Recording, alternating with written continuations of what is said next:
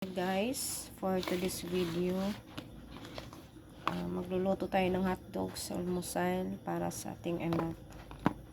Syempre para na rin sa akin. At babalatan muna natin bago natin lulutuin. So medyo maliliit lang hotdog na ito kasi ayaw ko ng malaki. Charot. Mas gusto ko yung maliit. Mas masarap kasi ang maliit, guys. Ayan. Bakit nayayay? So, babalatan lang natin ito bago natin ipiprito dito. Saglit lang ha, pupuntahan ko muna yung aking anak. Yan. So, wain natin ito, guys. Maliliit na hotdog. At ipa-fried na natin, diba?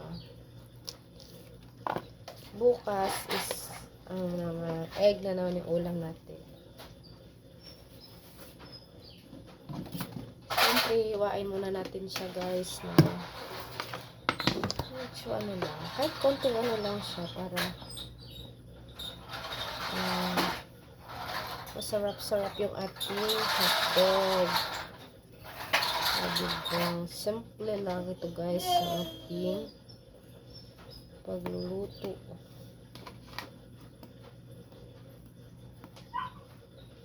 At ngayon, tuturuan natin ang ating anak na kumain mag-isa.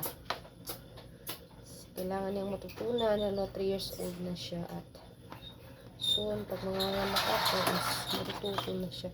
So ngayon, dahil tapos na tayo mag-cooking, i-ready na natin yung ating fry. Ito na siya. Iinitin lang natin yung ating kawali bago natin lagyan ng mantika.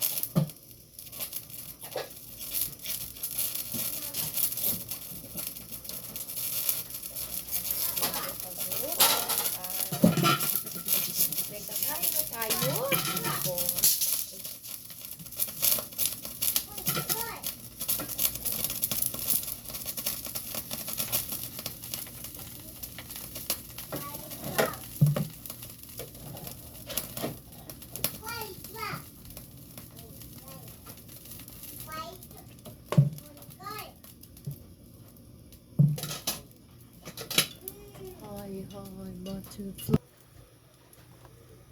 Siyempre, lalagyan natin natin hotdog.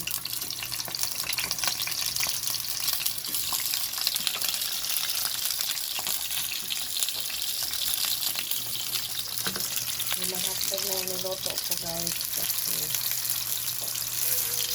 baka gusto kasi ng anak ko hanggang tanghali hotdog. Bukas na naman. Actually, meron makanatirang gulay. Halo na lang sa namin sa tanghali. Diba? Simple natin ulam, guys. Tante, mabubusog tayo. Yan lang muna. Thanks for watching.